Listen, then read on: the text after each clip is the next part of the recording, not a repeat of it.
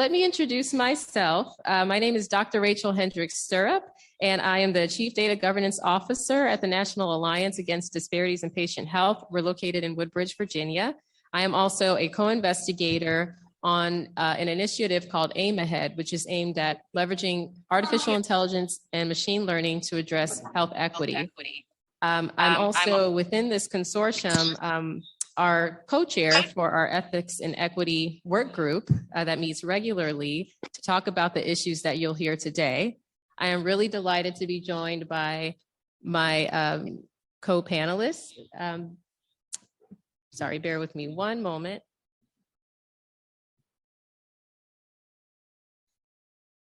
I'm delighted to be joined by my co-panelists here. I'll be moderating the session. I've got wonderful panelists joining us today. So first with us is Dr. Benjamin Collins, who is a physician and postdoctoral fellow at Vanderbilt University Medical Center, and also part of Vanderbilt University's Ethics, Legal, Social Issues and Artificial Intelligence in Healthcare group. Dr. Collins also joins us as an Aim Ahead co-investigator and Ethics and Equity Work Group member. We're also joined by Dr. Ellen Clayton, who is a Vanderbilt University Craig Weaver Professor of Pediatrics, also a Professor of Law and Professor of Health Policy at the university. She's also an Aim Ahead co-investigator and Ethics Core co-chair and member of our Ethics and Equity Work Group within Aim Ahead. I'm very happy to also be joined by Dr. Lauren Edgar, who's the former president of the Southern Nevada Black Nurses Association and who's also an Aim Ahead Leadership Fellow. And lastly, joining us is Dr. Miller Collins, who is a Dr. Frank S. Royal Endowed Chair and Professor within the Department of Family and Community Medicine at Meharry Medical College. So I think we can go ahead and kick this discussion off. We're going to hear from each of our panelists here. They're going to introduce themselves even more to tell you exactly why they're here, tell you a little bit about the work that they do, and really what, in general, are their experiences with either leveraging or experiencing or even using artificial intelligence and machine learning in the work that they do. So first, I'll turn it to Dr. Miller Collins, who will introduce himself and tell you a little bit about his work and what brings him here with us today. Good afternoon, everyone. Hear me? Hello, there we go. Good afternoon, everyone. Almost got blown away by the storm, but thankful we made it. As mentioned, I'm Dr. Millard Collins. I'm the chair and professor, the Department of Family and Community Medicine at Meharry Medical College. Well, I've served this community for over 18 years as a physician. Many of you know Meharry has been poised since our inception to really take care of people. Recording in progress. And that's something that I take to heart. As a family physician, I deliver babies, I take care of people at the end of life and everything in between. The challenge is we have so much information and technology, and despite that, health equities, or as we like to call it, health disparities, still exists.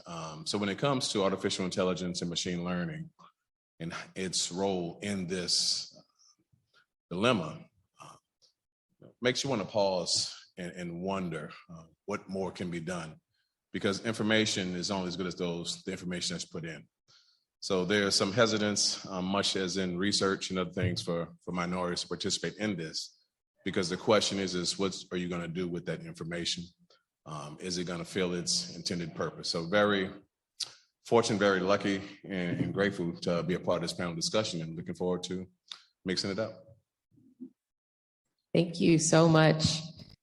Next, I'll turn it to Dr. Lauren Edgar for her to introduce herself and tell us what brings her here and what her experience has been with encountering or even leveraging AI and machine learning in healthcare and health research settings.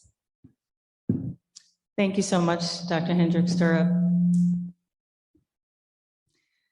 Thank you so much, everyone, for having me today. I am really happy to be here with such tremendous leadership, as well as yourselves. I am Dr. Lauren Edgar, an AIM Ahead Fellow, a Leadership Fellow, but I come to you coming with experience, over 16 years experience as a nurse and nurse practitioner. A lot of my experience when it comes to artificial intelligence and machine learning really derives from my care with patients of all different types, as well as my experience in nurse academia. I am also a nurse faculty with ECPI University. So why I am here and what passion stays true to my heart is ensuring that we recognize what opportunity exists right now as artificial intelligence and machine learning becomes a mainstay within our everyday lives and will remain a mainstay in our everyday lives, as well as the lives of those affected by the healthcare sector in the United States. It's very important to understand what that means, and just to leverage what my experience or what I've experienced within my career.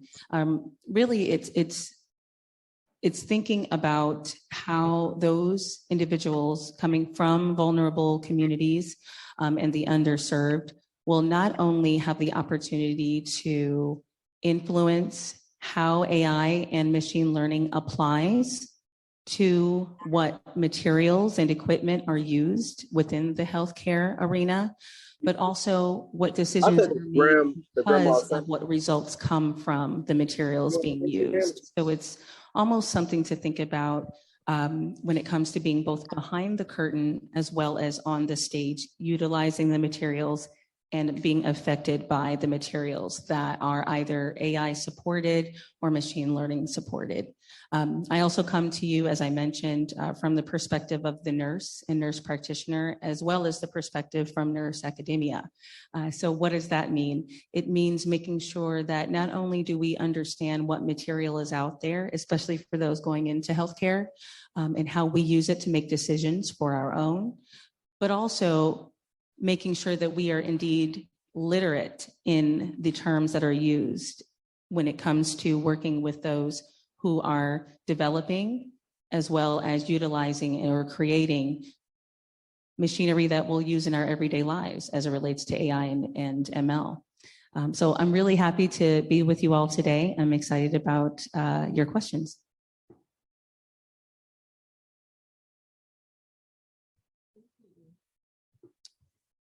Thank you, Dr. Edgar. Next, I'll turn it to Dr. Ellen Clayton. Please introduce yourself and tell us what brings you here. So I've been doing research ethics. I did clinical care for 20 years, but I've been doing research ethics even longer. And I've been working in genetics actually since the beginning of the Human Genome Project. And I'm bringing some lessons from all of that to bear for saying why I am here with you all. You all are learning how to develop and use AI ML. And the message I want you to hear very clearly is that you all bring something essential to the project, and that your voice must be heard. You must be at the table. Because one of the things we know in medicine and in society in general, that the tools that we develop or that are developed that apply to people like me often don't work so well for you. For example, diagnosing skin disease, the largest organ in your body. It works pretty well to diagnose things on people who are white, not so good on people who are not. Another thing that we learned was a really, really important study that suggested that after people had really serious illnesses, that people who were Black got less care. And so the decision, that the way that was interpreted was that that's because they needed less care, until somebody pointed out to them that some of the people who are Black didn't have health insurance, and they got discharged earlier because they couldn't pay for it anymore. And when they controlled for health insurance, it was exactly the same. So one of the things that you all You need to be at the table. You need to ask the important questions. Are we looking at the right variables? Are we looking at the right outcomes? How do we think about doing this in an equitable manner? What do we think the results of these tools are going to be? And how can we imagine at the front end, how somebody is going to choose to misuse them? Because that happens sometimes. But if you anticipate downstream harms, then you can take steps to try to avoid them. So the question, you all bring something absolutely essential to this. You bring different questions, different perspectives, informed by your own personal life experience, as well as long-standing issues of systemic racism. Yes, I'm going to say that word. I'm going to say that those things need to be brought to the table so that we don't come up with tools that then give outcomes that are not applicable, that don't make sense, that lead to misuse of medical information and other things like that. You all have to be at the table. That is why I am here, is to say it's really, really important for you to be involved. And so I know other questions will come up later on, but that's why I'm here. Awesome. This is going great so far. So I hope you all are getting ready for a wonderful discussion tonight. Lastly, I'll turn it to our other Dr. Collins, Dr. Benjamin Collins, who's going to introduce himself now and tell us why he's here. All right, thank you. I'm very glad to be here. I think that this is a very important topic. As mentioned earlier, I am a medical doctor and I work as a hospitalist at Vanderbilt University, which means that I see a variety of sick patients who need to stay in the hospital for a variety of problems such as infections, heart disease, diabetes. And through that, I've observed inequities in every dimension of care. But we now also have a lot of data that can help address those inequities. The problem is that we have so much data that humans are not really able to keep up and look at all of the data. However, AI is a potential avenue for doing so. And alongside my role as a medical doctor, I'm also a postdoctoral researcher studying the ethics of AI in healthcare. And in my research, I look at things like how AI should or should not be developed, when it should or should not be used, as it is not necessarily an answer in every case, and how we can make the most of using AI from the perspectives of not just doctors, but also patients as well.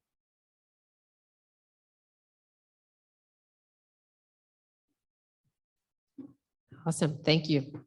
All right, well, let me start by giving those of you who are here who might not be as familiar with artificial intelligence and machine learning and what that is, what it entails, and what that means for healthcare. So artificial intelligence and machine learning, which I myself and my co-panelists here have described as AI/ML for short. That involves the use of computer systems to model human cognitive functions like supervised and unsupervised learning and problem solving. Some of you may be familiar with artificial intelligence, machine learning tools that exist, or AI/ML tools that exist today. ChatGPT is one example that's made it in the news that some of you might have dabbled with already. I'm seeing certain faces around here.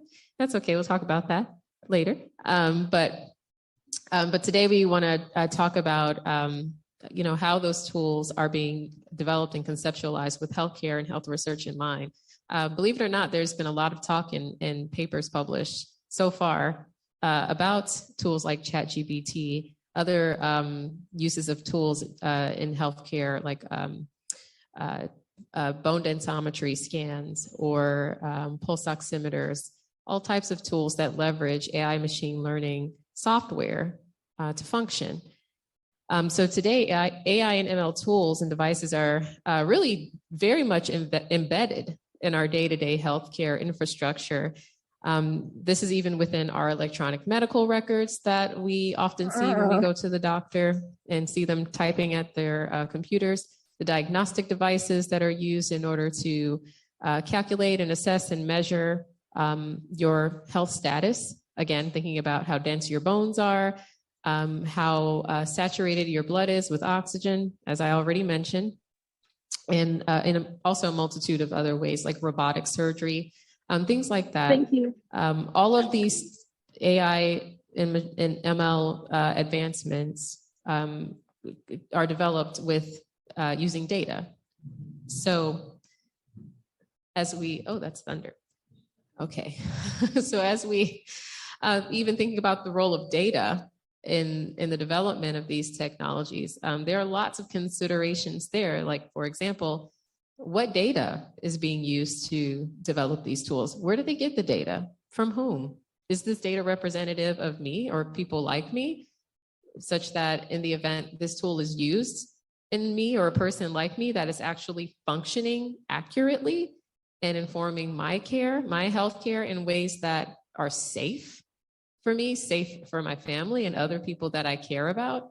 And then to the extent that in the event that the tool at some point shows to not be as well calibrated to someone like me, what happened to me after that? What were the outcomes that I experienced because someone decided to use that tool that was developed without people like me in mind? What are the outcomes that I have to experience as a result? What are the outcomes that I have to observe in others as a result? And what does that mean in terms of fairness and justice? So let's take a moment to think about that. And also I want to add, because this is the topic of today's discussion, there's a lot of hype around AI and machine learning, a lot of hype such that, it's all in the news. This is the shiny new tool. This is the latest and greatest. GPT-4 is one of them. But, how do we sort of rein that hype in to come back to the table together, like what we're doing today, to have discussions around, okay, before we go and, get excited about all of these AI machine learning tools, that's great, but, how should we really think about this as far as their implementation and applications go in real world settings that are very consequential, like healthcare and health research?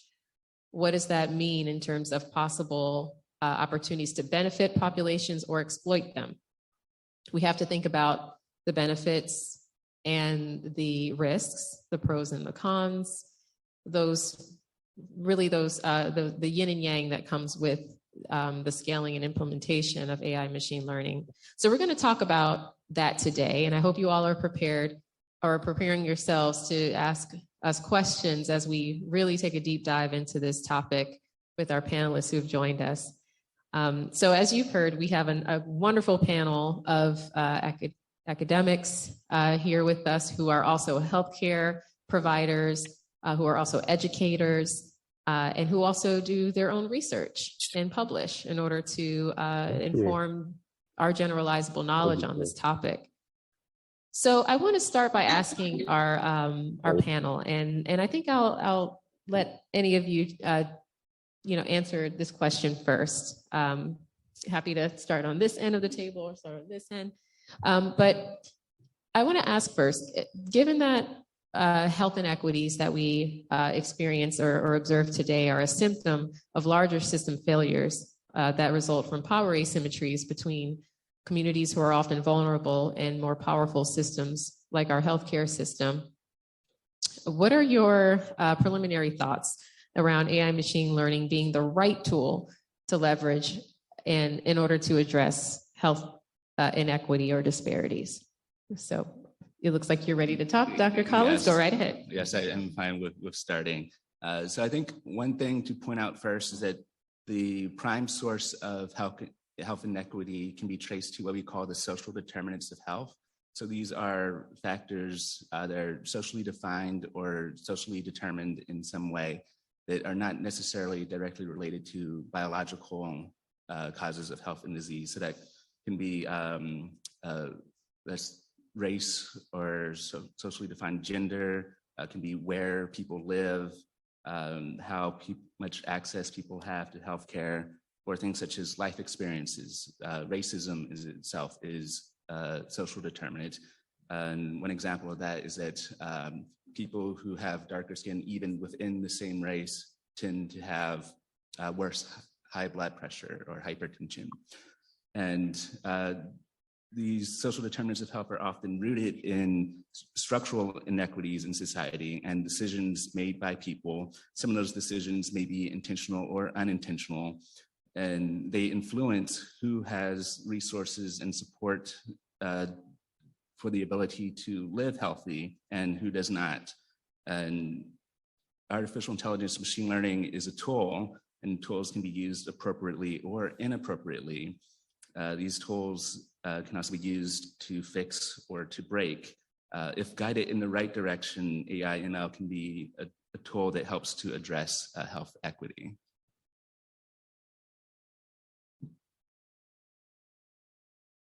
Thank you. Anyone who'd like to go next? Yeah, I'll add to that. Thank you, Dr. Collins.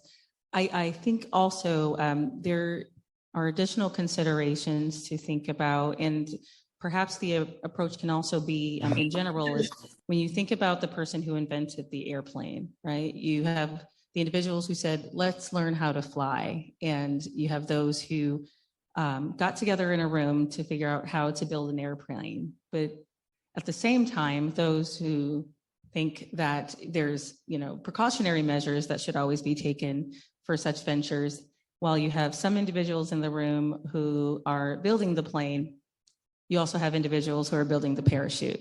Okay, so what you want to think about when it comes to AI and machine learning, and when we think about it being the right tool, we right now are being introduced to AI and ML through fun items. Like, how many of you guys, just a show of hands, use the feature, the AI feature that helps you to, when you take your picture, you get like different, themes behind that they use your face for. Really fun, really fun. Okay, some of them have put it on a canvas. Some of them have, my mentor actually with Ahmed, I think she's already had her picture put on a canvas. So, they're beautiful. But while we are introduced right now into, or being introduced to AI through entertainment measures, it's definitely something to think about and really remain curious about how we think about AI and how we look to educate ourselves about not only how we use it for fun, but where does it fit into our lives and make decisions for us when it comes to our health, when it comes to what resources we look to remain exposed to or leverage at some point in time within our lives. So when I think about the right tool, I indeed, yes, think that AI and machine learning is very much the correct tool. It's a matter of making sure that you keep in mind, however, what good can come with it, as well as what are the risks or where are the opportunities. Thank you. Dr. Clayton, I just want to chime in, and I promise I'm only a part-time conspiracy theorist. I'm always a little concerned. How many of you all have an Alexa or Google Home? Or when you're searching, as my colleagues mentioned, you can have a conversation in a room and certain things will be suggested to you. My biggest concern, I think that while it can help, I love the analogy of the parachute. Another, the fact that we are acknowledging the potential downside so we can hopefully put in certain safeguards, because if you don't know that you're being manipulated or something is being manipulated, you won't know how to defend yourself against that. And I think, that's the biggest issue. We made it analogous to research earlier. Many of you have heard of the Tuskegee experiment and what happened there. It was awful. And when we dealt with this COVID pandemic, myself as a physician of color found myself on many panels trying to talk to people about the safety of vaccines. And we were given a lot of pushback, and they were using that as an analogy. I think when we don't consider the contributions of those in the past, we let their sacrifice be made in vain. We have to understand that there's something called an institutional review board that brings us to the table, bring community members to the table to talk about the appropriateness of research. So you heard some of my colleagues already mention that you guys will play a very instrumental part in this. I'm machine intimidated. I don't know a lot of this stuff. My daughters make fun of me all the time. but you guys are comfortable living in this world. And you heard the phrase made already that you need to be at the table. If you're not at the table, you just might be on the menu. I just want to make one quick comment, which is that I think we need to remember that artificial intelligence and machine learning is not people. We shape how those tools are developed, and we are responsible for the output of those tools. And so, so when you are doing this, and believe me, the ability to synthesize enormous amounts of data, more than, human beings can do, is enormously powerful. But we have to make sure that the outputs are ones that are going to be useful and I'm going to make another comment here. I think the research paradigm is turning on its head. The whole time I was growing up in this field, basically investigators decided what the best question was to ask and, what they wanted to pursue. And we, had to get funding from NIH, but basically our peers decided whether what we wanted to do was interesting or not. What we're seeing now is a notion of accountability, that we are accountable to the people whom our research affects. And if we, and that they do have a seat at the table to tell us that it's not okay to say that, the tools don't work as well for Black people as they do for white people, that they don't work, that it's not okay to say that that people who are Black who have renal failure have to wait an extra period of time in order to get on the transplant list because of some biased measurements. I mean, those are things that we have to ask and we have to pay attention to and say, we have to fix inequity. We have to. And if we don't, then, and just say, well, the machines are going to tell us what to do, that's a grievous error. I know you all won't make it, but I'm just saying that that's what your mandate is. Yeah.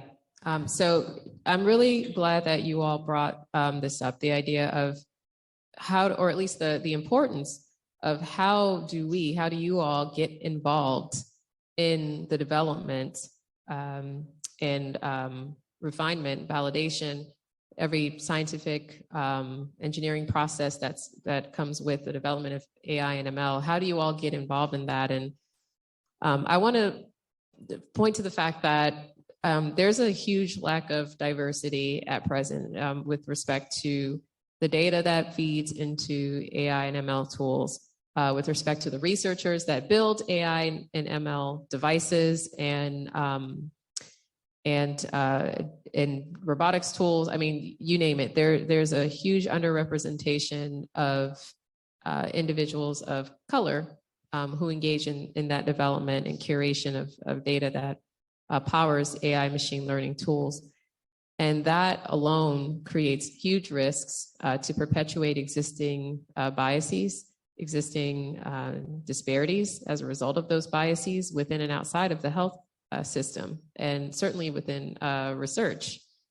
We really have to be careful about what that means as far as the type of future you want to see tomorrow, what type of future you want to expose to future generations beyond my generation, all of your whatever generation you're a part of. We're literally setting up the next generation for failure if we don't get involved today, if we don't have that seat at the table, as Dr. Collins mentioned, to avoid being on the menu.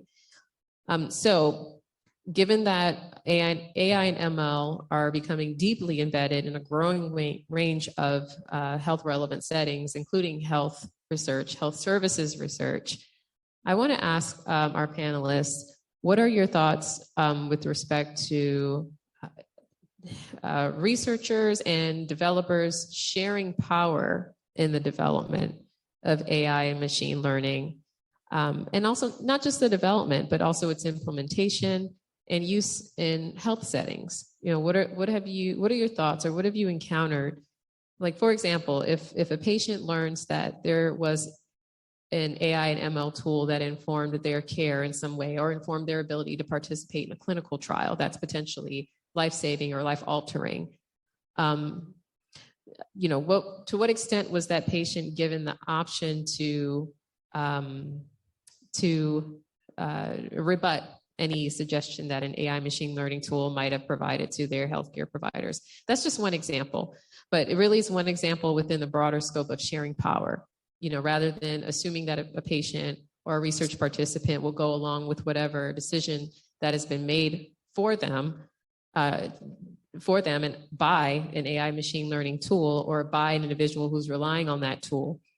What are your thoughts around, sharing power with those on the receiving end of AI and machine learning? That includes vulnerable communities from diverse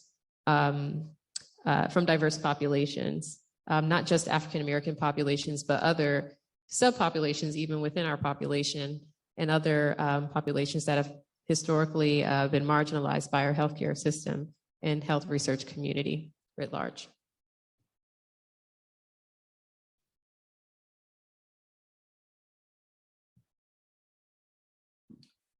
I guess I'll start again. I think that engagement with communities, and in particular vulnerable communities, is essential going forward. So part of my work, I look at how much people trust the use of AI ML in their care, and trust in healthcare is very important in terms of whether people will choose to access healthcare, and that in turn can influence an individual's health status. So there has been a lot of investigation of how much people trust the use of AI in their care. And in general, people have some trust in the use of AI, but less than they have for human clinicians. However, most of the studies have not asked people of minority race or ethnicities, and have not kept track of responses based on race or ethnicity. So what we know thus far is really what does the majority in the United States, the white population, thinks of AI ML, and we don't know what other populations really think. And in terms of developing and using AI in healthcare, that's a major step in terms of implementing AI appropriately. Well, I'll follow on with that and expand a little bit on what I said earlier with regard to the research paradigm changing. I think that we are increasingly responsible to the people who are going to be affected by what we do in research. And I think we need to take that into account. There actually has been there's been a little bit of work looking on what minority individuals think about AI ML. And one of the things that's sad is that they think it's less biased than clinicians are. That's actually that's a bad thing for clinicians to hear, but probably pretty accurate. Although in point of fact, AI ML, as I've already said, is actually quite biased because the data that goes into it is biased, and the questions that are asked may not be sufficiently broad.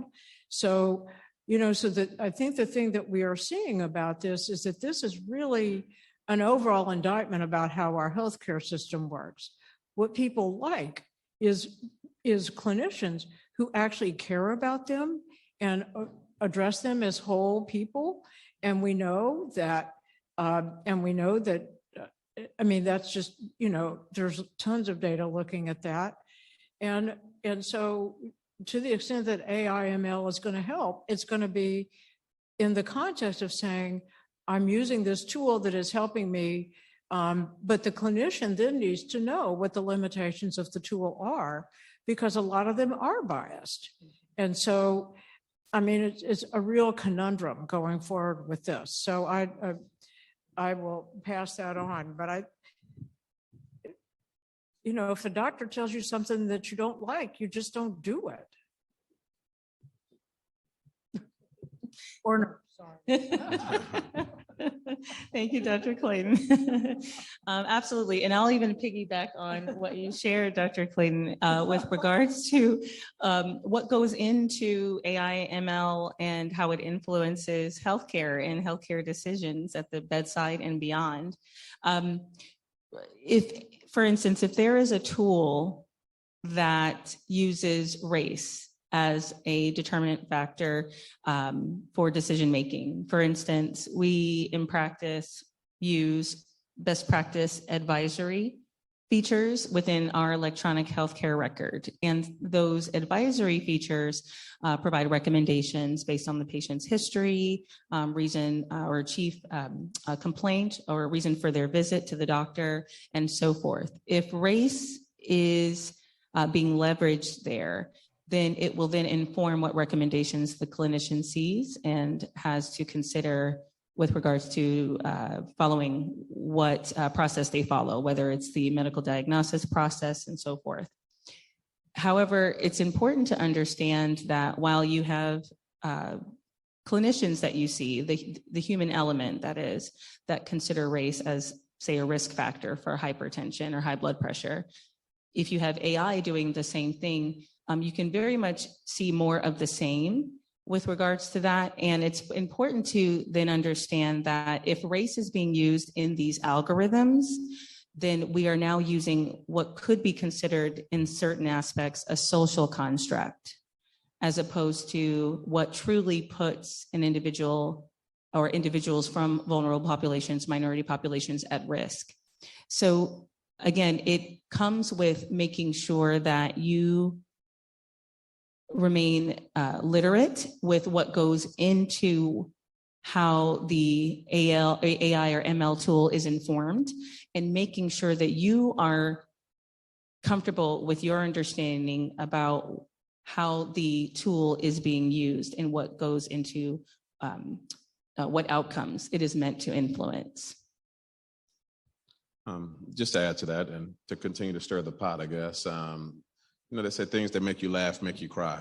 And when Google came out, patients come to the physician and often they are informed, but they're also hesitant. They're also afraid. They also believe everything that they read. And it's hard to understand if Google's telling them the truth or if my 20 years of experience is telling them the truth. So I think what you're hearing is it needs that balance, because the human element, there's certain things that the artificial intelligence or machine learning can't emulate. They can't emulate empathy. And I think the challenge is going to be, as we develop this and we lean on everyone to participate, we have to train, I work at Meharry, I train students and residents. We got to train our new learners on what this can mean, how to interpret this, and how to use it as a tool. Every tool isn't used for every situation. But we also need to train the public as to what their responsibility is and what their rights are. The problem is, will they be engaged? These same patient populations that we're talking about, that we are talking about protecting, they have different priorities. And, that's the one thing that I see. I think the other Dr. Collins called it the social determinants of health. That is very, very real. But when you have a patient who, we know how to get their blood pressure down, but they have 3 jobs, they have other competing priorities for that, it still may not give you the impact that you want it to have. So my biggest concern is not the usefulness of the technology, but the unintended consequences of the technology. And that's something that, unfortunately, you can't predict. Yeah, absolutely. And that goes right back to my point. I think we just went full circle, which is great. My point about the risk of perpetuating harmful biases, especially to the extent that we base our assumptions on what an AI and ML tool, assumptions that are afforded to us by an AI machine learning tool, I should say. So you all talked about something that is also incredibly important, which is, how do we think about the priorities of communities, especially communities who are socially and financially vulnerable? For that reason, they might have conflicting priorities around how they spend their time, how they rely on information, what information is easily accessible, or what questions are easily answerable by a machine versus a human when they're on the go, when they're essentially overcome by caregiving duties, overcome by illness or other life circumstances that are not necessarily in their control all of the time. To what extent does AI and machine learning afford those persons or communities with opportunities to engage in healthcare or even health research to make their lives easier, or at least supposedly easier in ways that that they did not have access to before. So we have to think about, saying all this to say that we have to think about not just the cons around the use and development and implementation of AI, but we also have to think about what attracts individuals to the technology in the first place, to drive the hype that surrounds it, to drive the utility, whether real or perceived, around using that technology. What are opportunities for us to leverage those pros and cons in ways that are guided by human ethics, by human desire for health equity or justice in the healthcare system? So now I want to talk a little bit about, or at least hear from our panelists, their thoughts or experiences with respect to engaging members and especially leaders of communities that are historically marginalized or presently marginalized, communities that are less involved in the development of AI machine learning, but are certainly users, end users, or affected in any way by the implementation of AI machine learning. How can we better engage them? And this certainly might be something that you all have done successfully already. How do we engage them in the life cycle, the development life cycle of AI and machine learning, to ensure that the tools are developed with underrepresented bodies in mind, that the tools are developed with the idea that diversity is key with regard to the data that powers the tool, and then also developed with potential downstream harms in mind. What might work for one community might not work for another, depending on the tool that's being used and depending on the inherent biases that accompany the implementation of that tool. For example, my colleague Dr. Eggert mentioned race, which is sometimes a variable that's considered within diagnostic tools within the healthcare system that are often accompanied with flawed assumptions that have health equity implications. So let's talk a little bit about engaging members of communities and especially their leaders as we try to drive more engagement between these communities and the developers of AI and machine learning, and also to the extent that members of vulnerable communities can become involved in its development. I would love to hear from you all about what that means and what that looks like to you all.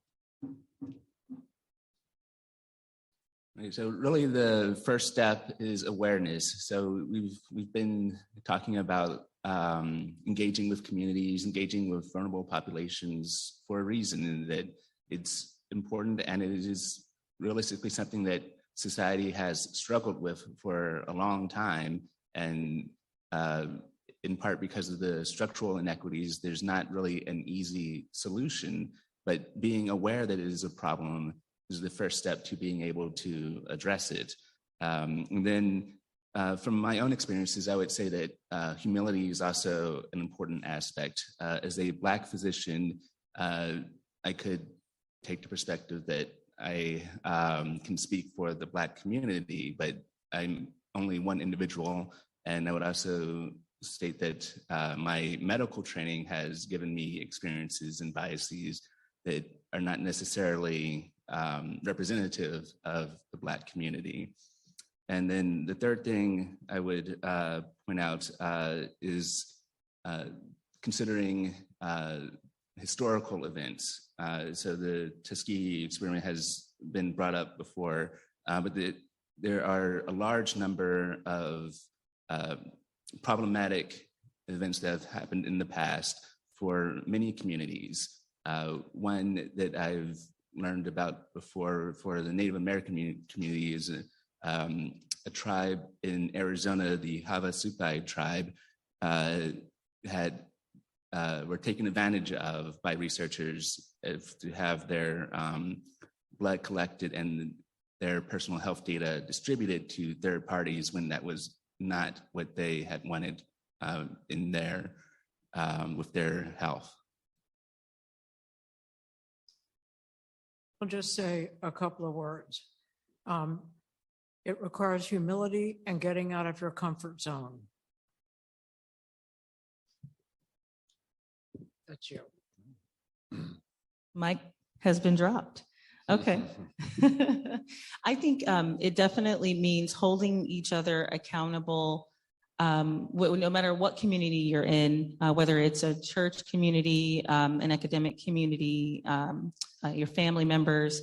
I think it's holding each other accountable to remain upskilled in that health or in that literacy component when it comes to health and the use of AI. It's making sure that you yourself take the opportunity to learn the language that really only perhaps exists very much so in the software engineering or the engineering space, computer science space. And I think this is a call to action for the vulnerable populations, minority populations, to do what we can to upskill ourselves, to ensure that we are comfortable and competent in order to have the right conversations. So make sure that, what I like to say, make sure you know what the cool kids are saying these days. And finally, I agree with everything that's been said. I'm going to add another word, and that's trust. Trust is huge. And if I can just have a real moment with y'all and talk about Black people, you know, we can be really interesting when we comes to trust, because we can be very skeptical. For instance, when the former president invited HBCU leaders to the White House, as an example, Black America had a lot to say about coonism and tokenism and things of that nature. When these Black leaders were going to go and get informed about opportunities to advance their education initiatives at their school, which is their charge. And if you look at the converse, what if they weren't invited? We'd have a lot to say about that too. And these are the kind of dilemmas that we deal with as a people, but you have to understand that. And to take on an initiative of this magnitude and do it the right way, you know, the benefit of being at Fisk University or working at Meharry Medical College is we have the trust of that community. So it's important that these organizations do what I adapt, borrow trust, and partner up with those individuals that have the credibility in those communities and go to the leaders. For instance, you know, Divine Nine, y'all know what that is amongst Black colleges. If the Divine Nine were sponsoring something, it would be less likely met with a certain degree of skepticism because you would assume that it's been vetted. So trust, having that borrowed trust, and us being engaged. But make no mistake about it, it's always good to be at the table to go and get the information. You can decide later whether or not what you want to do with that information, but please be informed. Yeah, thank you so much to each of you. I want to do a quick show of hands here in the audience, our live audience here at Fisk. How many of you are undergraduate students? Okay, awesome. How many of you are graduate students? Okay, I didn't think so. All right. So we've got an amazing undergraduate student audience here with us today. And first of all, to your point about being at the table, you're doing that right now. So congratulations to you all. This is one of the many steps you're going to take in this journey toward understanding and addressing ways in which AI machine learning is going to affect your studies, your career, your healthcare, your ability to engage in health-related research. How many of you are going into the healthcare field or health research field? Okay, so especially you all. You need to understand everything that we are talking about today, and you need to appreciate it and take this with you.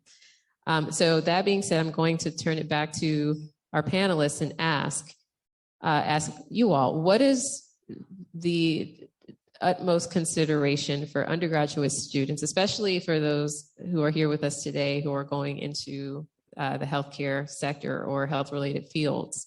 What's the utmost important consideration for students like them as they're seeking to develop their career within the healthcare sector? What should they know, or what should they take with them as I would hope they would embed AI machine learning ethics into the work that they do and what they're studying today?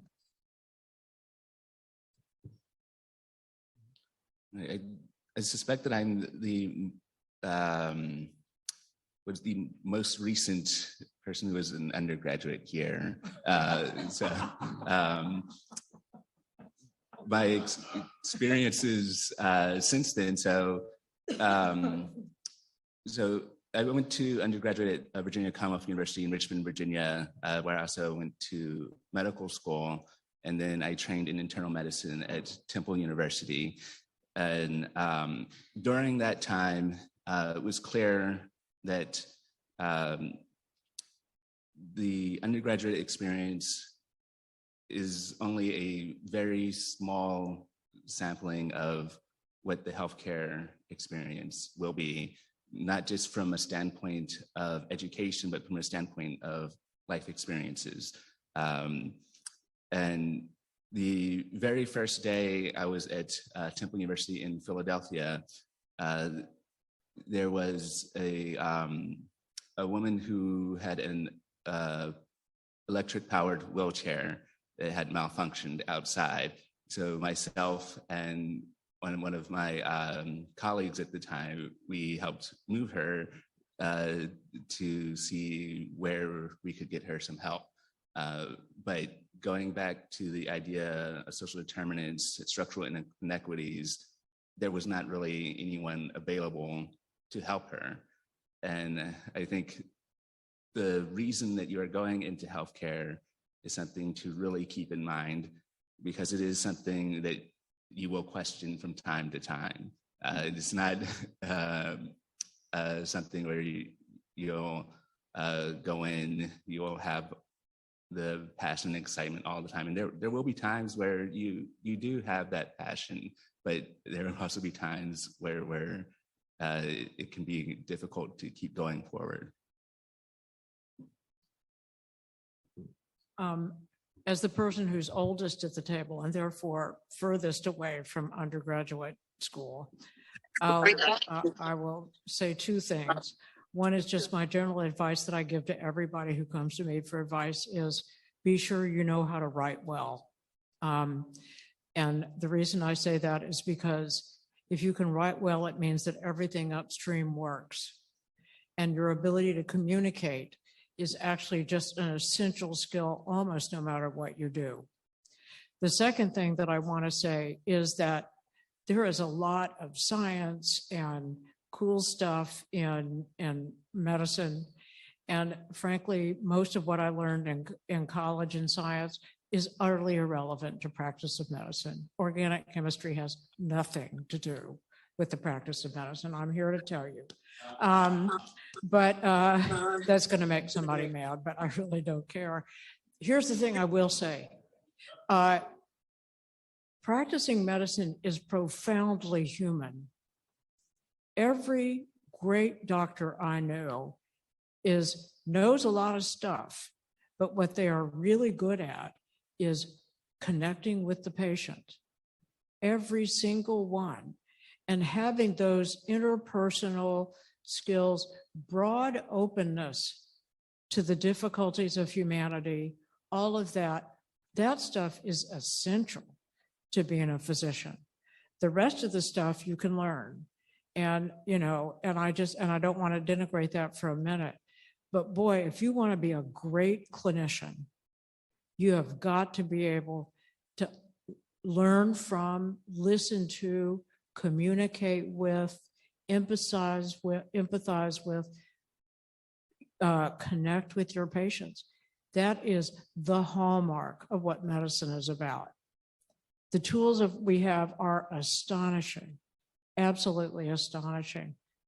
But you all know from your own lives, going to physicians, and you all will know going forward, that that's really what you're looking for.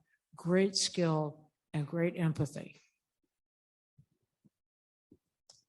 Thank you, Dr. Collins. Thank you, Dr. Clayton. That was wonderful. Okay. All right. I have two shares. First and foremost, my first share is that as you walk or as you go about your journey into your interest in whatever portion of healthcare that is, walk into or go along this journey with the mindset that AI is not there to replace the human element. And it can indeed, we can live with both the human element and the AI machine learning that is there to support that human element. So don't go into your career and set your career path thinking it's one or the other. I think that's a lot of what is happening right now. We're being served in all aspects of life. It's either one or the other. It's either Black or white, Democrat or Republican, East Coast, West Coast, Team Jacob, Team Edward, all of that, right? So, Hogwarts or Slytherin. It doesn't have to be one or the other.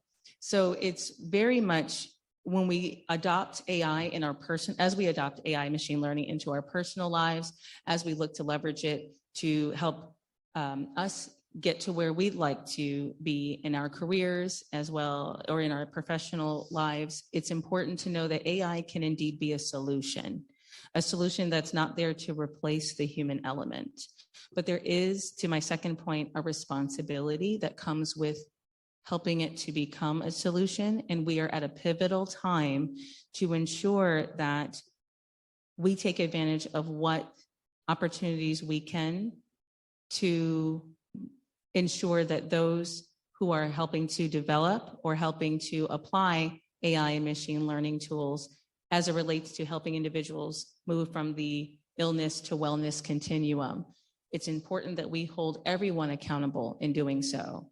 Low-hanging fruit. If you go to get your genetic test done and there's some AI machine learning tool that helps you to get your 23andMe results, have the right conversations and prepare yourselves to have the conversations with your family members to ensure that that information is handled safely, used safely. The Human Genome Project, right? Make sure that you are prepared to even have those conversations. And it's just about making sure that you reach out to what resources you have at your disposal. It starts with your university to ensure that you feel comfortable having those conversations. And it starts with that low-hanging fruit of making sure that you know the terms and the definitions as it relates to AI and machine learning. There's not much you can say after that. I mean, you guys are really getting some pearls, and I really wish you're paying attention. The only thing I would add, and this transcends all industries, for you students at your age, it's all about the habits. As my mentor told me, read or suffer, reread or perish. You have to keep on learning this information. And the other thing, it was refreshing to hear Dr. Clayton talk about the human element of medicine. You have 2 ears and 1 mouth for a reason. You should listen twice as much as you speak as a provider. And so often, we walk in trying to be this instead of being what that person needs. But this won't be a perfect system. And I expect you guys to take advantage of the many opportunities like today. Commend yourselves for coming in today and be exposed. Be exposed to all different elements and develop a perspective. I tell students all the time, they focus on so much on what they like, but they need to pay just as much attention to things that they don't like, and have that perspective and give yourselves that balance, because it's your curiosity that's going to make the difference in how this technology is going to be used to take care of me when I get old. I'm not old yet, but when I get old and this technology is fulfilled, it's going to be you all that's going to be the drivers of this. So frankly, we are depending on you. Wow, very powerful. So I think we are at time to move into our audience Q&A. Before we do that, I want to mention a show of hands that we have from our online audience. It looks like we've got just around or maybe a little over 20 audience participants who are also undergraduate students, and more than half of them are going into healthcare. So it's nice to have a sizable representation of students like you all, both with us here in person and also online. So I'm going to now turn to a few questions that I am reading online from our Zoom audience.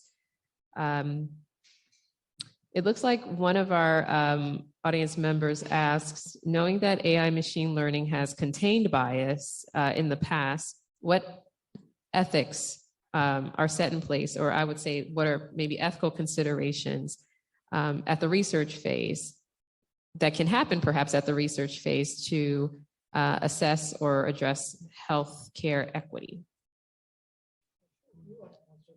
That's true. So my research centers a lot on understanding research participants' perspectives about how their data is used, how their data from a multitude and wide range of sources are used to drive or power health research, especially research that's intended to build tools like AI and machine learning for a variety of purposes, whether it's healthcare purposes, whether it's health diagnostics, those sorts of things. So I think at NADPH or the National Alliance Against Disparities in Patient Health, as we host this event, one thing that we hold near and dear is to engage persons with lived experience at every single point in the data life cycle, at every single point in the product development life cycle as well. Think about persons with lived experience as those who are your customers, those who, even more importantly, don't have a voice in the process or at any process in the development of these tools and technologies.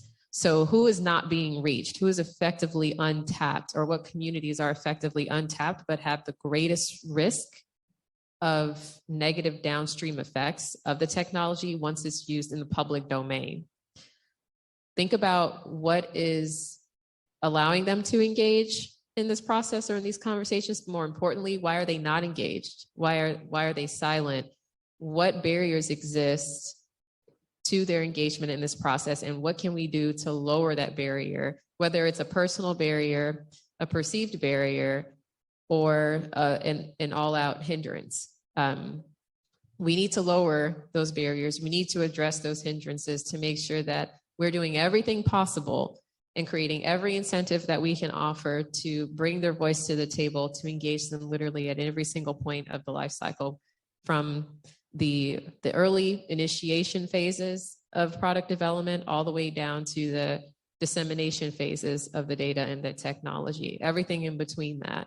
If we don't do that, then we are effectively not doing our jobs, or maybe just not doing it well, at making sure that we are doing everything possible to ensure the ethical development of these technologies and ethical use and implementation of them in a variety of settings, including healthcare settings or health-related settings. And when I say health-related settings, that could involve settings that are not so obviously health-related, like, for example, geolocation. How many of you use Google Maps or something like that? Yeah, did you know that that's health-related? No? Okay, it is health-related because you go to and from the doctor, right? You go to and from the clinic. You go to and from the pharmacy. So all of that information is mapped to you and your phone history or your app history. So effectively, where you go to receive healthcare or to engage in healthcare, or where you go to purchase health products, is effectively mapped in your geolocation data.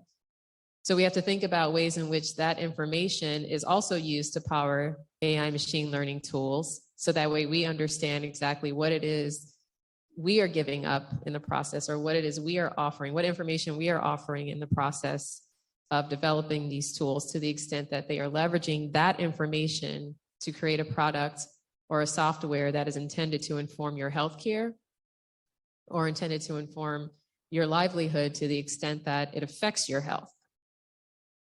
So that's just some food for thought. Now, I feel like I did a lot of talking, so I'm going to turn to my panelists now to answer that question. Yeah, no, I think that was a very helpful response. I would like to add to that and to really point out that mitigating bias in artificial intelligence for healthcare is an area for advocacy. And I will say that, and so Google was mentioned. Google buys healthcare data, and then Google, as well as other tech corporations, may then use that data to develop an AI model to use for healthcare. And once it gets to the clinic, the physician might use it and not have access to the data that was used to develop it. And that data is what would tell the clinician how much bias might be present in the AI system. But because tech companies are not required to share that data, it can be very difficult to determine where the biases are present, how much bias is present. And that is something that we really need to speak up on, because we need these data sets to be equitable. And right now we don't know if they are or if they are not. One thing that I'll also share too is how many of you all, when you go to a restaurant, when you have a really good experience, you're very quick to go on Yelp to post a picture of your food or to give it a 5-star rating? Or on the opposite side of that, how many of you are quick to go to Yelp and share that you did not have a good experience? And this may not have to be a restaurant. It could be, your hairstylist or what have you.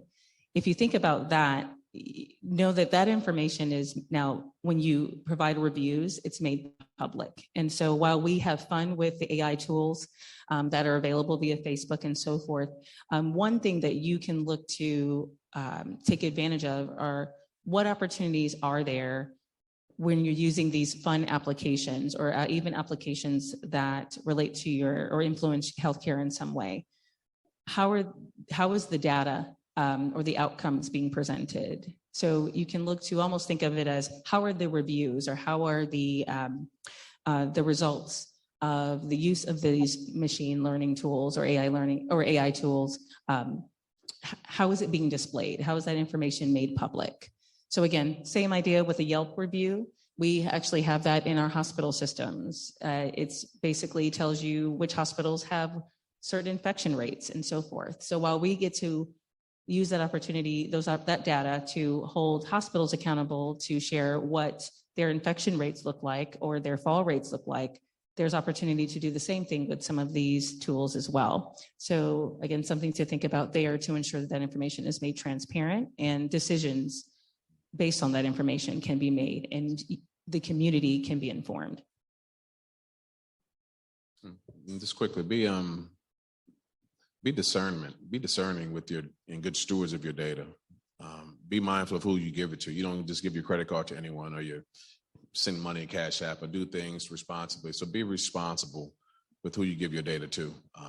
And be on the lookout. There are lots of minority-owned tech companies that might be reaching out to you.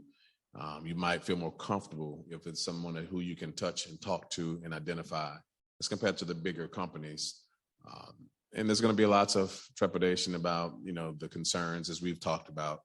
But I want to be clear, there is a tremendous upside if it's done the right way. So I would encourage you guys to be good stewards of your data and do it responsibly. Thank you. I'll turn it to one more question from our Zoom audience before I turn it to all of you who are here with us in person. Please don't be shy. If you have any questions, come up to the microphone. Please speak in the microphone so our Zoom audience members can hear you. So yes, please think of any questions you have and come prepared to ask them at the microphone podium.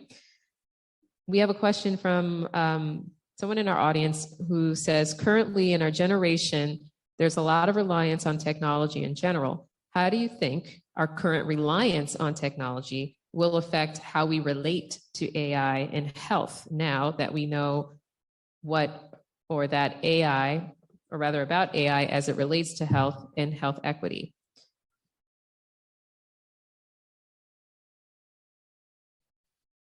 Well, I think it's how they're going to relate depends on what actually happens. I think that if things blow up, then people will become more skeptical. I would hope that they would be more skeptical at the front end because I think these are just tools. We've heard this over and over again. They are just tools. They are very powerful tools, but it is up to us to create them correctly. It is up to us to use them correctly. It's up to us to talk with the public about what these tools can and cannot do. There are some breathtakingly cool things that these tools can do. One example is they do an amazing job of reading mammograms, just amazing, and are acting sort of as a second reader for radiologists, ditto for some kinds of pathology. That stuff is very cool. But I think we just have to be really, we just have to realize that it is not a human. It is not us. It is a tool for us that we need to be used and use wisely.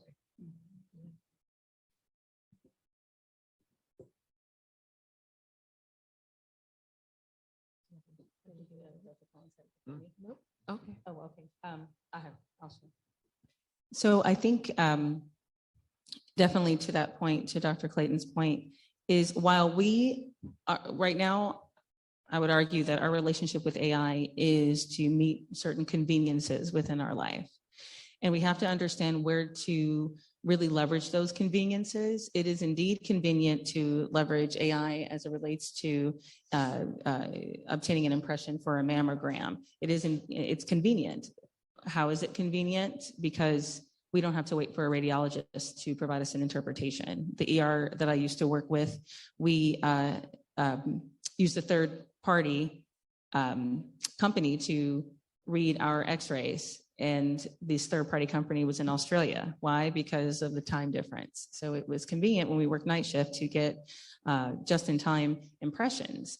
But now with the opportunity to leverage AI to read in the impressions from x-rays, we are almost at a point where in the blink of an eye, we can get test results. And we have to make sure that we are careful, and I should say you are careful and diligent in knowing where to leverage those conveniences and understand how it applies to the situation that you have and the context that you have in front of you to ensure that you reach the greatest outcome. It's not about our relationship right now with AI leans a lot on convenience. The benefit is indeed convenience, but we have to, if we're going into healthcare, stay close to the end point, which is the patient outcome or your health outcome. When I say outcome, it's the health outcome, whether it's for you or your patient.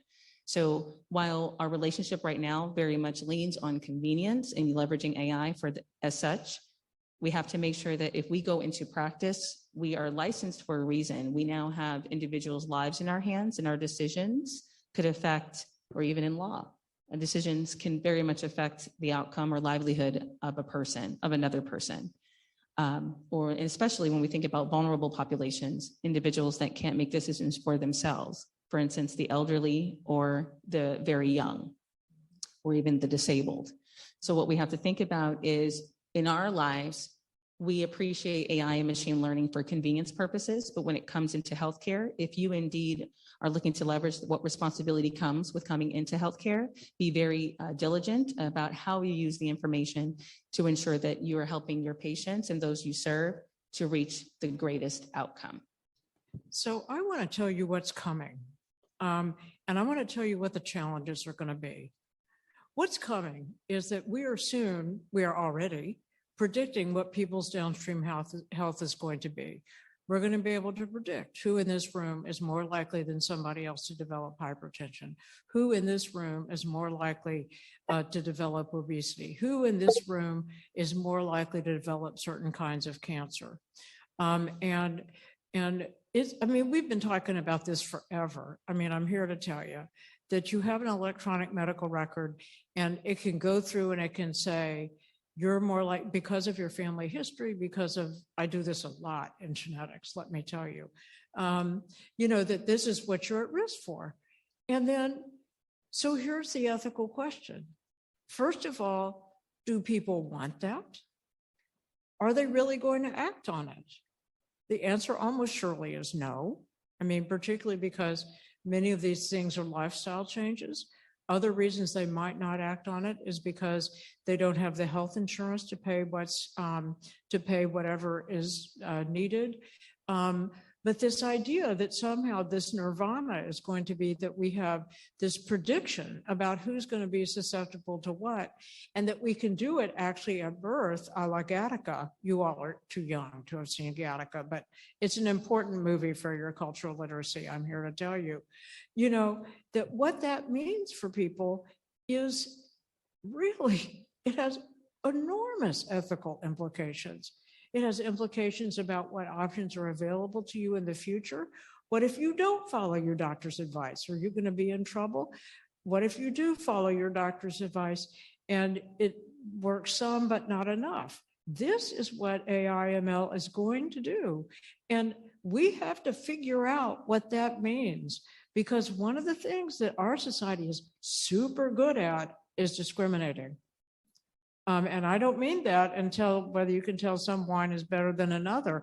I'm talking about saying that somebody deserves less than somebody else because of something about them, either they did or just who they were. So that's what's coming.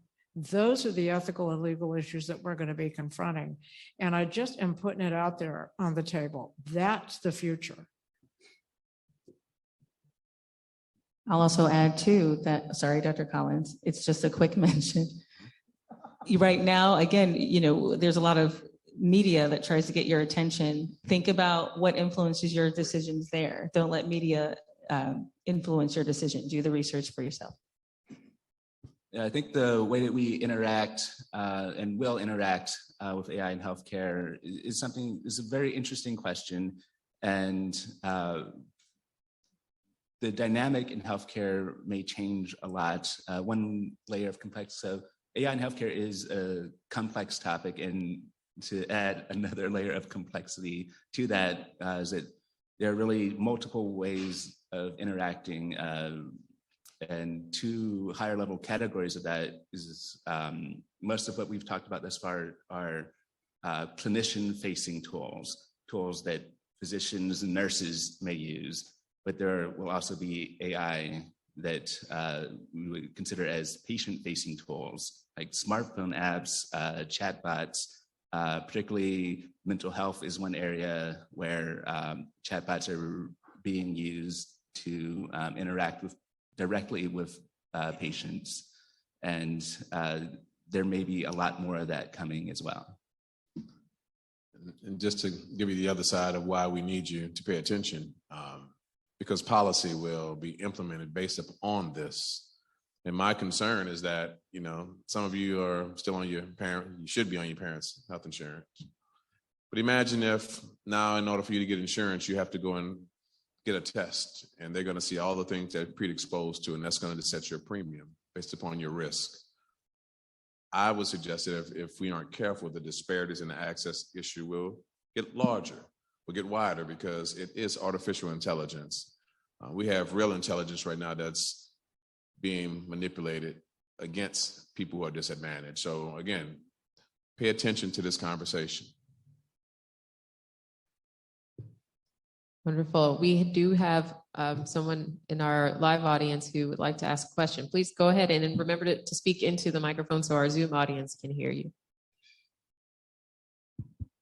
Hello? Okay, good. Hi, I'm James Washington from Morehouse School of Medicine, and we're also in the AIM Ahead program. So a lot of the things that you're talking about, I'm familiar with, and we're involved in research, you know, with mobile health and doing the monitoring and data collection. But I'm glad there's a panel of a lot of clinicians, and here's the question I want to pose to you. You know, one of my fears, just as you mentioned, is creating a greater divide because of the data, because of AI/ML. And a lot of it is the commercial market or the private sector moves faster than clinicians, than us as researchers, scientists.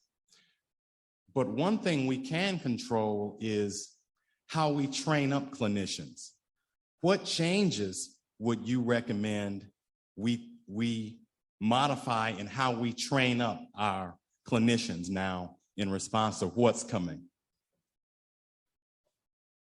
I can start with this question. There's a lot of change that needs to happen. Right now, the curriculum in medical school is very minimal in terms of artificial intelligence topics, and it's still lacking in terms of even electronic health record topics that's now was really heavily invested in going on 15 years ago, and is still not up to date there. And a large part is that we need a paradigm shift to move away from memorization to understanding and being able to use data and information. Most of what I learned even just a few years ago in medical school, I don't remember it anymore. I remember what I need to know on a daily basis. That's like, even going back to like the comment earlier about organic chemistry, like it's not just things that are relevant or not relevant, it's things that we can, how much can we remember and how much can we understand and use? And when we don't know something, we have tools and other people to rely on to get those answers.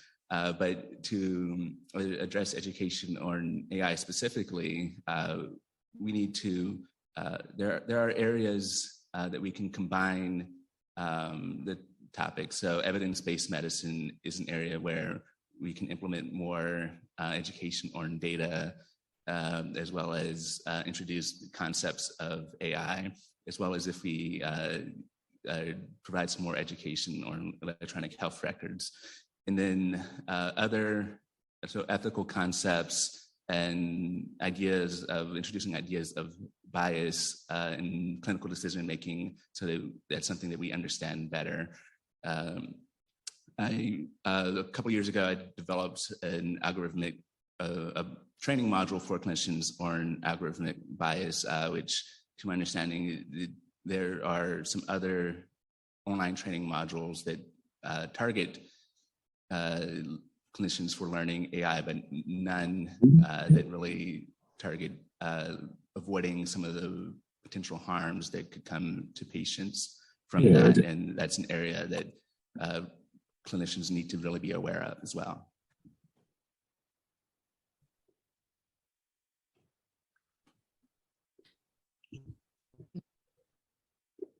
I'll just say something really brief, which is that we need to do a better job of teaching social determinants of health.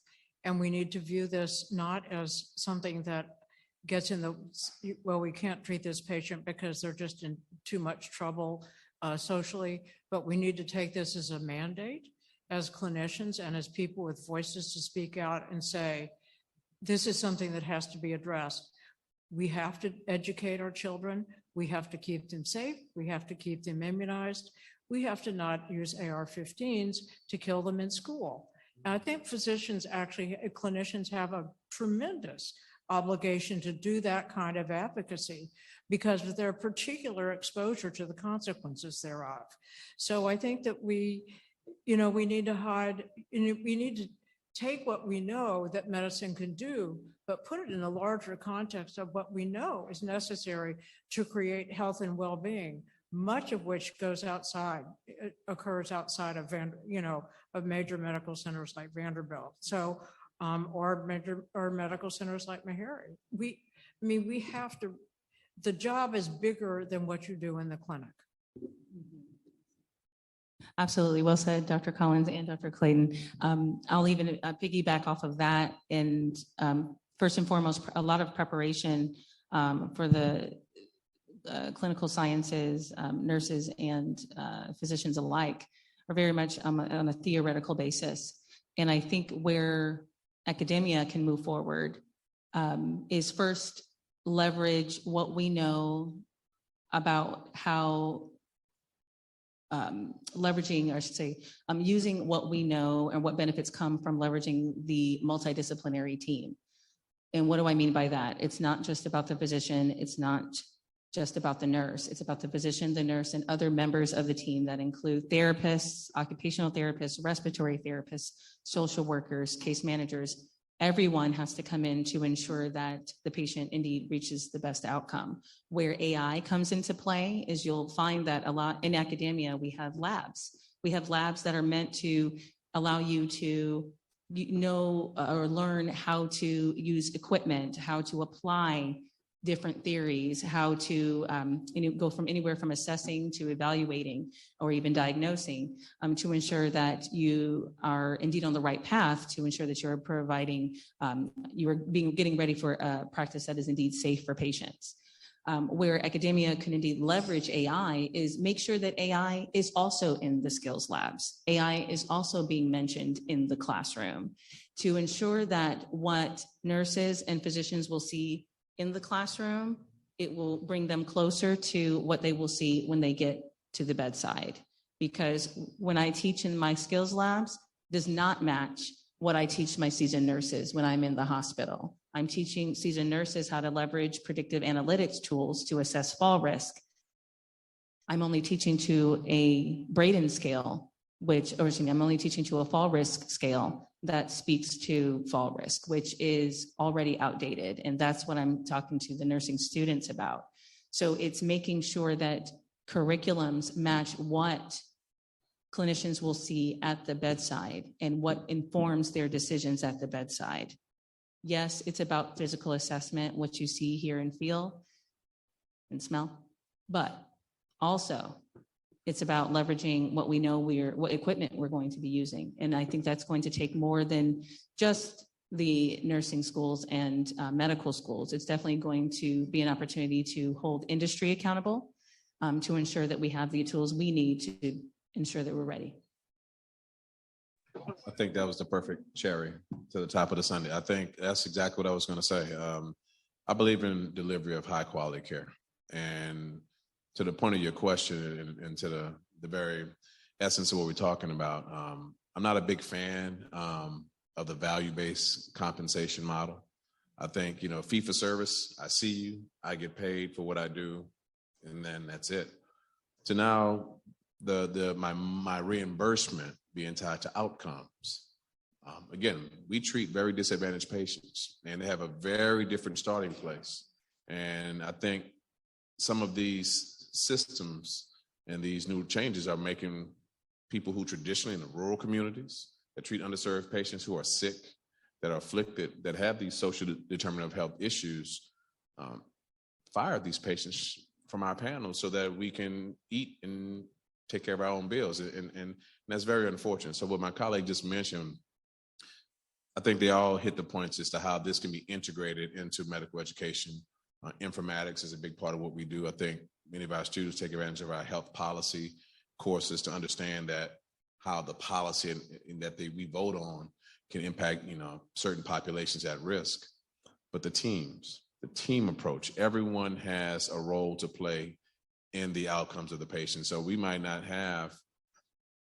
have a college student who is a master at informatics who can come and help us understand what these analytics actually mean for patient outcomes and give us recommendations.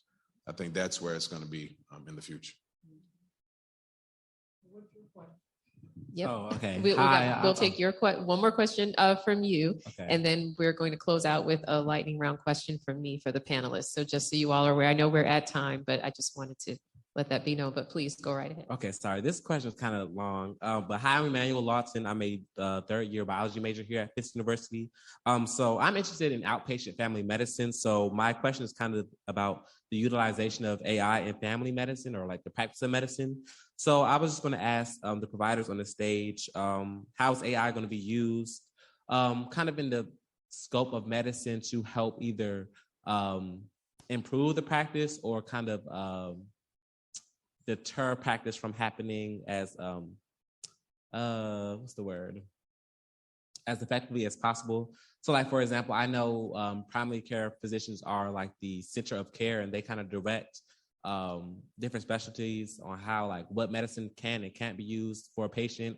And I can see AI kind of improving that, the speed of which you guys get that stuff done, and you won't have to speak to specialties as much as you need to. So I'm just asking, like, basically, how is AI going to help, or how it can deter medicine in the future? Wow. one first. The truth is, and by the way, I'm a primary care pediatrician, and I mean, we're all primary care people up here, so this is particularly, I know that the last question is whether AI is hyper help. And the answer is that it depends on how you use it. But the answer to your question is, we go through elaborate processes to decide which drugs ought to be used for which purpose, which diagnostic approaches ought to be used, at what point to work up various diseases. That is a huge part of what medical practice is. And it's age determined. There are all kinds of factors that go into it. What I look for in a 1-year-old child is not what Dr. Collins to my right looks for in a 70-year-old woman. I mean, it's just a different thing. I think what you're going to see is that what we will see is that elaborate process of evidence-based medicine has the potential to be augmented by AI ML to sort of get our database more quickly to help inform the decisions about what we ought to be doing with particular patients at particular times. So I think you're right. It's absolutely going to be helpful. This is not writing on a clean slate because medicine is very heavily evidence-based.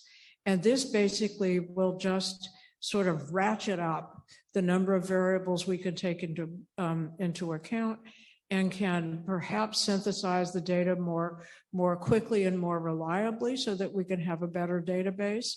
So that's the promise. That's the promise.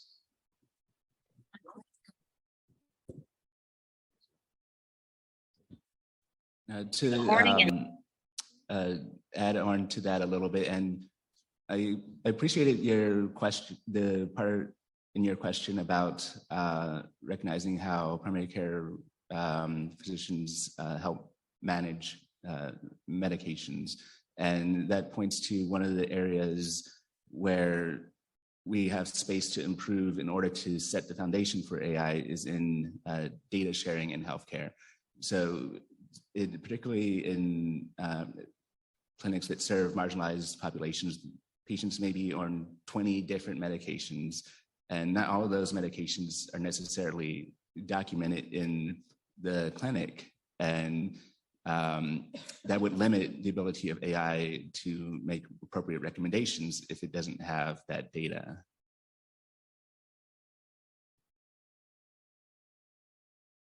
Thank you both. I'd like to call on Leigh Lindberg. If you have a question, go ahead.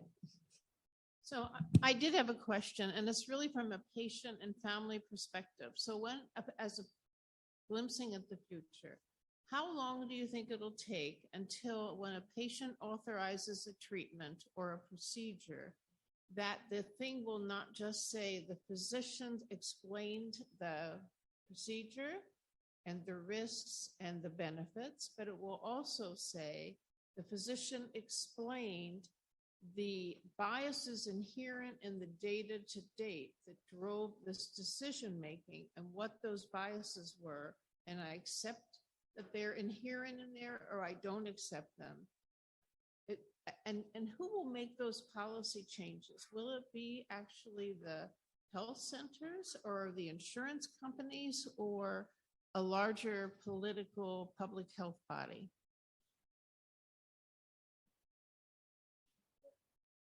I wonder if it's for that type of statement that we usually have on legal documentation, like an informed consent.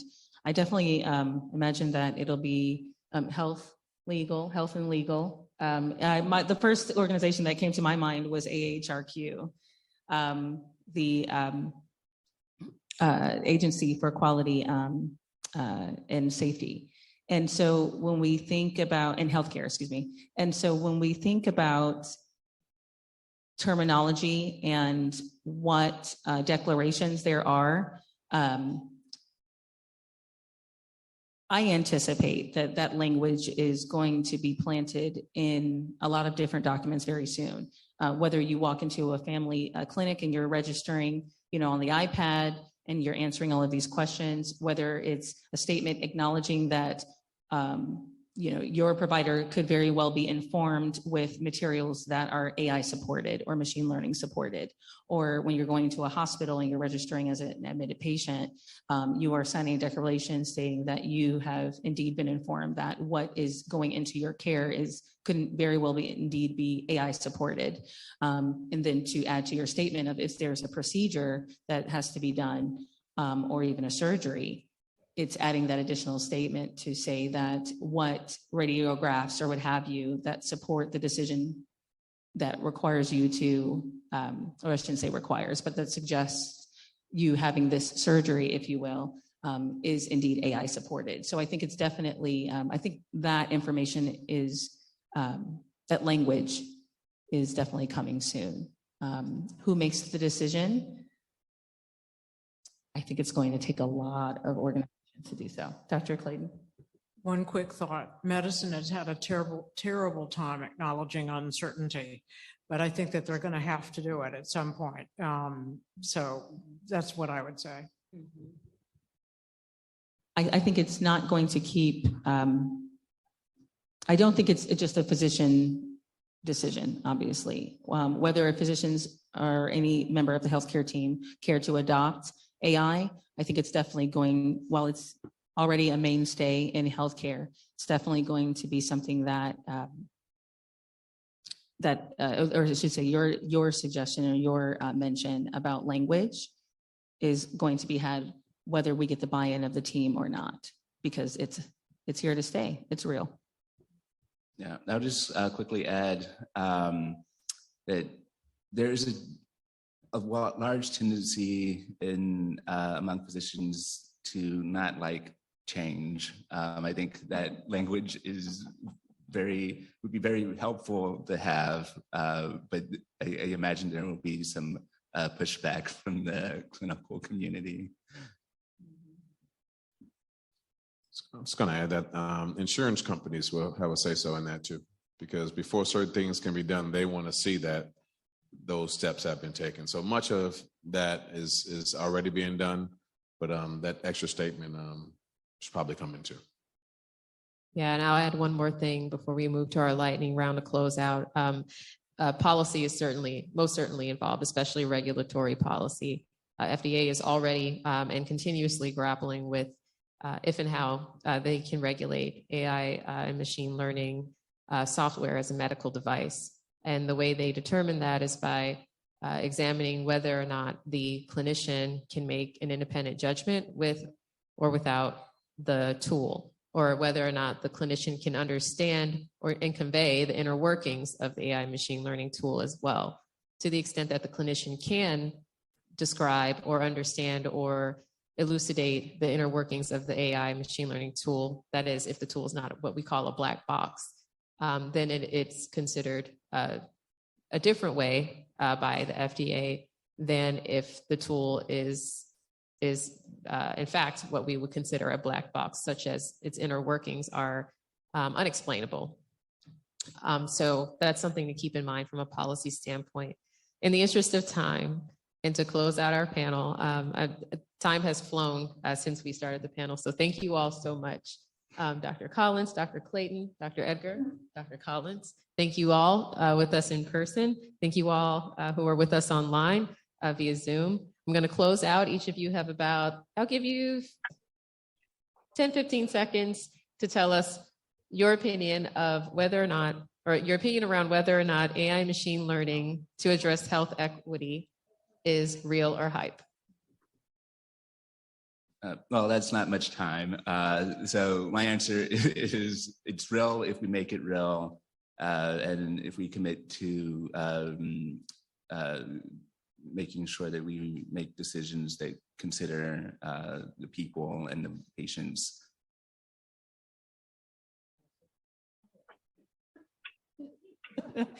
The entertainment aspects of AI, that is hype. That's always going to, perhaps change in some shape or form. But the effects of AI in the healthcare sector is very real.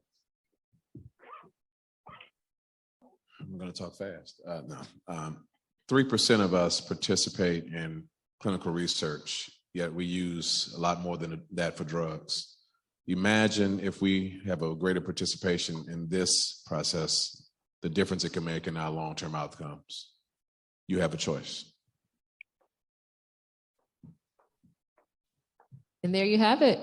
Thank you all for joining us. This has been a pleasure.